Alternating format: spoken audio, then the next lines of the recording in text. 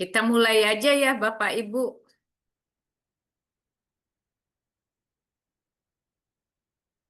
Para Flash, Silakan, Bu. kita mulai ya. Mari kita bersatu dalam doa. Bapak Surgawi, terima kasih buat kesempatan yang sungguh indah di sore menjelang malam hari ini. Kami boleh bersama-sama Bapak mendiskusikan yang berkaitan dengan kesehatan mental sesuai dengan ajaran-Mu sendiri. Inilah kami Bapak, berkatilah setiap detik di dalam kebersamaan kami di sore hari ini. Hanya dalam nama Yesus Putramu dan dalam persekutuan dengan Roh Kudus, kami memulai acara di sore hari ini. Amin. Shalom Bapak dan Ibu. Saya akan memaparkan sekitar 15 menit. Ya, saya pikir cukup 15 menit dan selanjutnya kita akan melakukan dialog interaktif.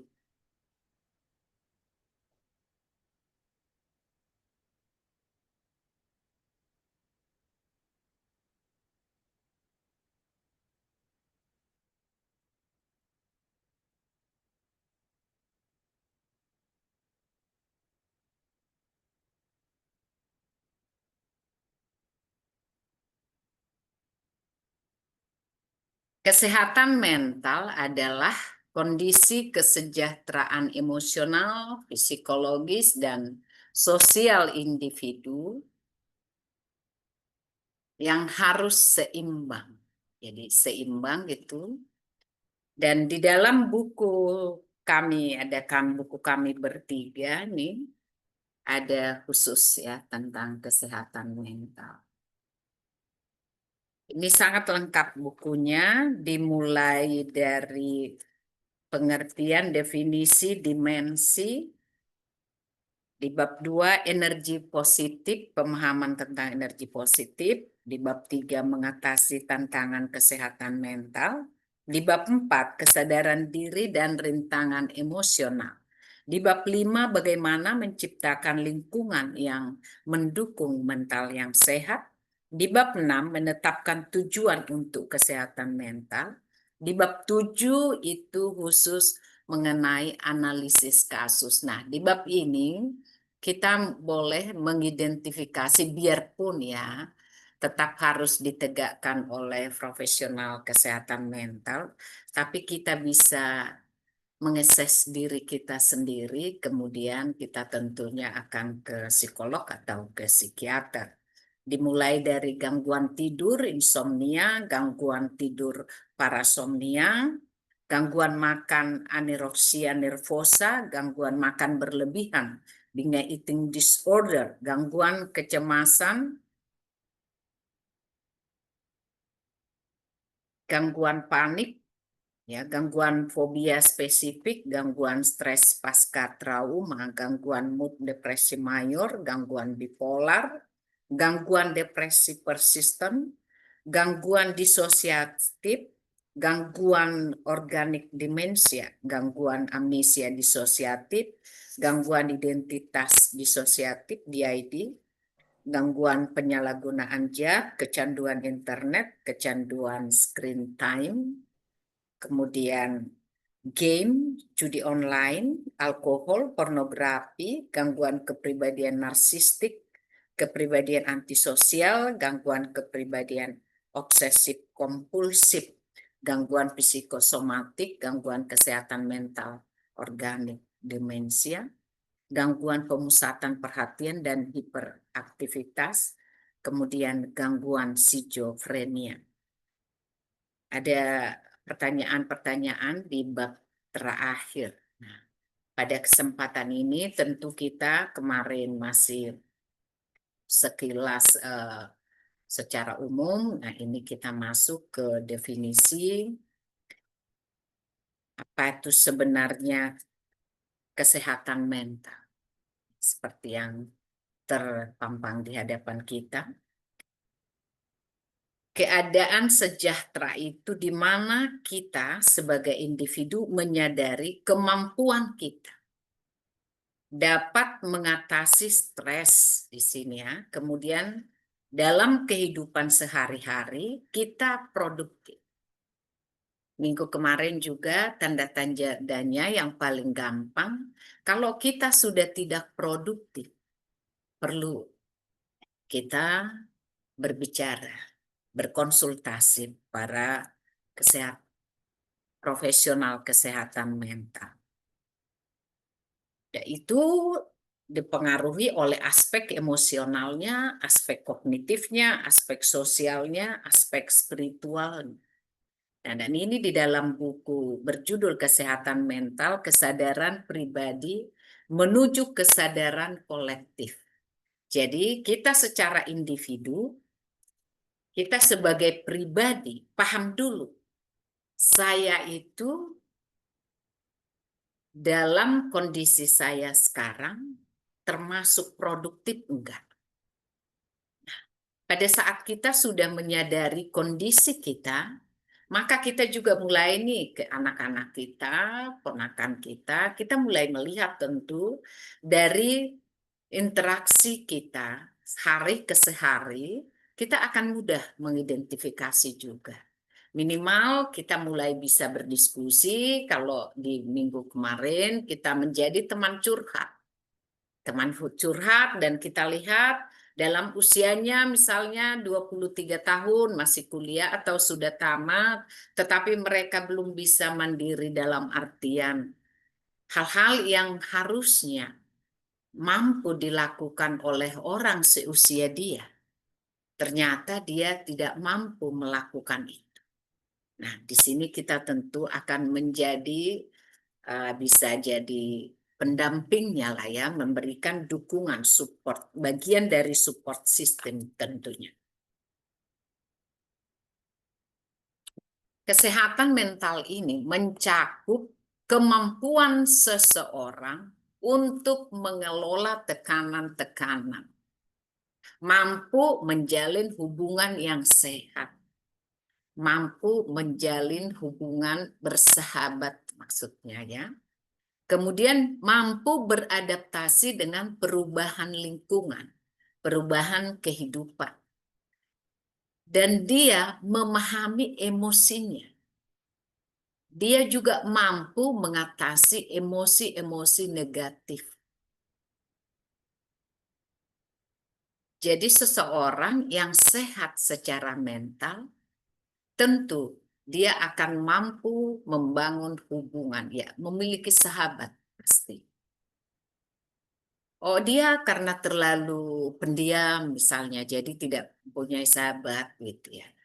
Mau pendiam pun, kalau dia sehat secara mental, pasti dia memiliki sahabat, Bapak dan Ibu. Faktor-faktor yang mempengaruhi kesehatan mental. Faktor genetika, ya, faktor biologis di sini. Pengalaman traumatis, pengalaman masa lalunya, stres, tekanan hidupnya, kemudian isolasi sosial. Jadi kalau ada misalnya pengaruh-pengaruh dari lingkungan sosial, merasa dia terisolasi misalnya ya, ada perlakuan di dalam keluarga, ya merasa dia disingkirkan, apakah di sekolah, ya, apakah di pekerjaan, ini juga akan mempengaruhi kesehatan mental. Kemudian persahabatan yang gapnya terlalu jauh, misalnya ya, secara ekonomi Bapak dan Ibu. Apalagi di dunia saat ini, pada saat media sosial itu cenderung banyak yang mempertontonkan, showing kemampuan dari pribadi. Ya, misalnya lulus, itu dipublish. Ya, nggak apa-apa sih. Ya. Anaknya lulus, diterima di salah satu perguruan tinggi yang sangat bagus di negara kita ini, bahkan mungkin di luar negeri. Kemudian orang tuanya atau keluarganya memposting itu dengan kata-kata yang sangat Tentunya ya ungkapan kata-kata dari seorang yang sangat bahagia. Tiba dibaca oleh seseorang yang dia tidak diterima dan tidak memiliki kemampuan untuk memilih opsi-opsi yang tersedia. Nah, ini tentu akan membuat dia semakin merasa tertekan. Begitu juga misalnya ada keluarga sudah lama menikah belum memiliki anak. Kemudian ada yang baru menikah dan akhirnya sesudah tahun ya memiliki anak dan mereka bersahabat. Apabila seseorang suka showing, ya, suka mempertontonkan, suka membicarakan berulang-ulang tanpa mencoba berempati ke temannya, ini juga tentu akan ada dampak, ya, dampak sama kalau seseorang yang baru shopping misalnya kemudian dipublikasikan, diposting di media sosialnya. Hal-hal seperti inilah sebenarnya yang memperparah kondisi kesehatan mental di zaman ini. Apakah itu salah? Ya sebenarnya sah-sah saja ya. Siapapun ya ekspresi kebahagiaan, ekspresi pencapaian itu sangat wajar. Tetapi permasalahannya adalah ternyata nih teman kita, keluarga kita, dia tidak memiliki kemampuan, resiliensi untuk hal-hal yang seperti itu. Dan maksud kita supaya dia lebih termotivasi, bukan termotivasi, malah dia merasa semakin tertekan. Dan ini membuat dia pada akhirnya semakin merasa nih perasaan terisolasi, perasaan terasing, perasaan tidak berdaya. Nah, pada saat ini perasaan tidak berdaya, perasaan tidak terisolasi, perasaan tidak eh, didukung oleh lingkungan. Nah, lama-kelamaan pasti akan mempengaruhi produktivitas. Karena itulah Bapak dan Ibu menjadi sangat penting buat kita, anak-anak Tuhan, gembala, untuk mulai nih melihat apakah saya sudah terlalu over, ya, over posting misalnya ya, over talking misalnya ya, terhadap satu hal yang menurut saya itu membahagiakan saya, tetapi yang mendengar atau yang melihat menganggap bahwa itu sudah berlebih. Nah, di sini sering kita tidak sadar. Bahkan ya, kadang kita membuli secara tidak sengaja dalam artian apa? Kita mencoba nih, kamu kapan lagi? Misalnya ada yang sudah menikah, kemudian ada yang belum, kita tanya. Kapan kamu menikah tuh? Temanmu udah menikah loh. Maksud kita supaya dia segera menikah. Tetapi yang terjadi dia adalah merasa bahwa dia seolah-olah kita pojokkan. Saya beberapa kali nih melihat dan mendengar pertanyaan seperti ini. Dan akhirnya kita lihat ya, pada saat kita wajah yang ditanya itu, kita bisa meraba-rasakan perasaannya pada saat berempati, melihat ya dari ekspresi wajah, kita melihat bahwa dia sebenarnya tidak senang. Dengan senyum pahit dia mencoba ya, kalau dia bilang doakan masih enak gitu, nerima. Tapi kalau dia diem dengan muka yang ketat gitu, dan kita masih mencoba lagi ya, membanding-bandingkan dia dengan teman-temannya, pasti itu akan mempengaruhi suasana hati. Nah, disinilah kita, Bapak dan Ibu, harus hadir. Kita jangan ikut-ikutan. Kita mulai mencoba mengerem nih, mengerem ya perkataan-perkataan yang kita sampaikan itu mempertimbangkan perasaan orang. Jadi kesehatan mental itu kan perasaan yang menyangkut pikiran, perasaan, cara berpikir, cara merasakan. Artinya, kalau kita masih dengan senang hati gitu ya, dengan mempertontonkan kebahagiaan kita, kesuksesan kita, membandingkan itu ke orang lain atau kebahagiaan orang lain, kesuksesan orang lain, kemudian kita bandingkan itu kepada orang yang ketemu dengan kita. Nah, di sini kita sebenarnya termasuk orang yang mengalami gangguan kesehatan mental. Orang yang sehat mentalnya, dia mampu menghadapi, mengelola stres yang dia hadapi, dan mengalami kesejahteraan secara mental, secara pikiran dan perasaan, sehingga dia produktif. Itu menurut WHO 2014. Dan seseorang yang berbicara, orang yang mentalnya sehat, ya, dia bisa merasakan orang lain juga. Dia bisa merasakan bagaimana perasaan orang lain juga. Dia mampu berempati dengan orang lain yang berinteraksi dengan dia juga. Jadi kata-kata lebay gitu ya, atau kata-kata kurang doa, kurang iman, kurang syukur, kurang amal bisa. Ini juga harusnya tidak keluar dari seseorang yang memang secara mental sehat. Nah, ini ya. Jadi di dua sisi nih. Teman kita berinteraksi dan kita sendiri juga harus benar-benar berkata-kata yang tidak membuat orang lain merasa tertekan. Itu intinya. Kita mencoba berkata-kata, berinteraksi lewat perkataan kita, lewat tindakan kita, tanpa membuat siapapun itu merasa tertekan.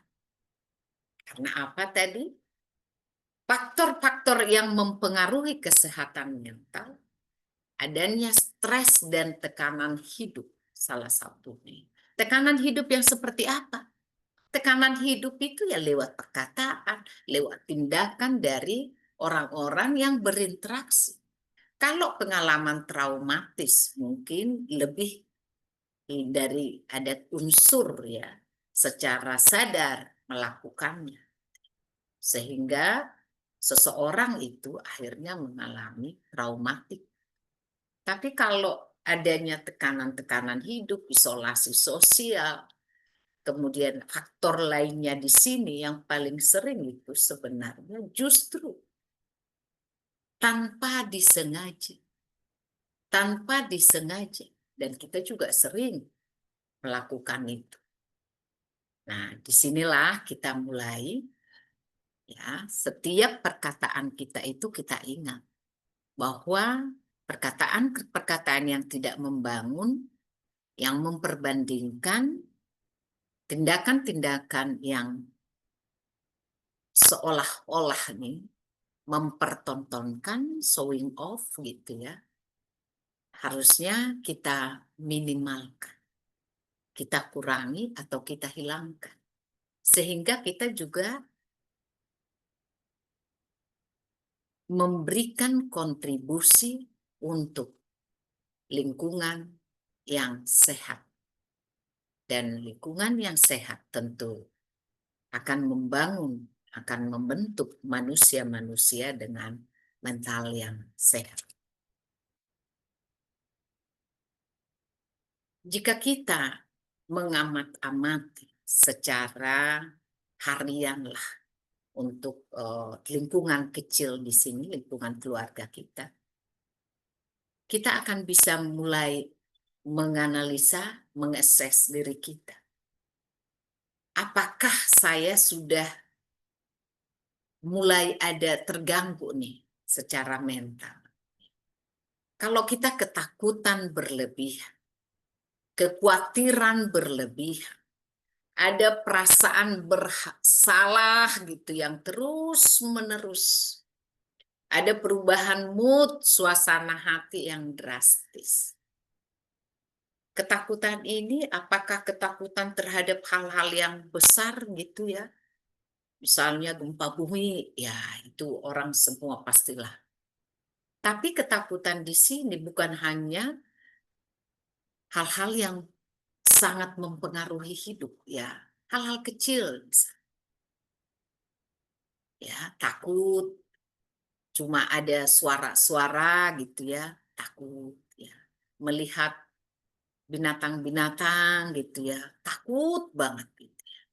Kemudian khawatir gitu ya, mau hujan agak deras, wah ini musim banjir, wah itu juga takut, khawatir gitu. Nyampe mempengaruhi tidur. Ya, kalau dia merasa bersalah, ada misalnya lupa melakukan sesuatu atau lupa menyampaikan pesan pada seseorang, perasaan bersalah menghantui. Harusnya kalau orang-orang yang secara mental dia sehat, oh iya itu biasa. Misalnya mendengar petir, oh biasa. Ya paling mau hujan. Atau kalau hujan deras dan kemudian bocor rumah, ya biasa aja gitu. Ya rumah ya bocor karena hujan. Tidak harus menyambung-jambungkannya ke hal-hal yang negatif, hal-hal yang misalnya, wah nanti gimana kalau banjir, gimana saya kalau pergi ke kantor, gimana nanti anak-anak saya, gimana nanti di sini, Bapak dan Ibu. Kalau kita mengalami seperti ini, kita harus mau tidak mau mereview diri kita assess diri kita maupun keluarga. Dan untuk yang masih muda, cenderung itu menarik diri dari persahabatan teman-teman, mengurung diri, gampang capek ya. Kalau kita yang udah usia kelelahan ya, biasanya masih mampu melakukan aktivitas, tiba-tiba merasa tidak berdaya, lelah gitu, tidur sulit gitu. Apa yang kita harus lakukan? Ini masih secara umum. Nanti di pertemuan selanjutnya terapi psikologis itu ada banyak gitu. Apa yang paling pas? Ya, meditasi, kalau meditasi ini lebih mudah ya kita lakukan. Menarik nafas panjang-panjang ya, menahan, kemudian mengeluarkan. Ini contoh simpel. Untuk minggu depan kita akan lebih fokus bagaimana kita untuk meningkatkan kesehatan mental kita. Dengan ya awal dulu Bapak dan Ibu. Dari awal kita lakukan ini, kemudian nanti jika memang belum berhasil, maka selanjutnya kita akan berkonsultasi tentunya dengan profesional kesehatan mental. Tapi untuk awal, teknik-tekniknya kita akan diskusikan di minggu depan. Demikian Bapak dan Ibu untuk di hari ini. Saya kembalikan kepada Bapak Raffles sebagai host untuk kita bisa berdialog. Terima kasih.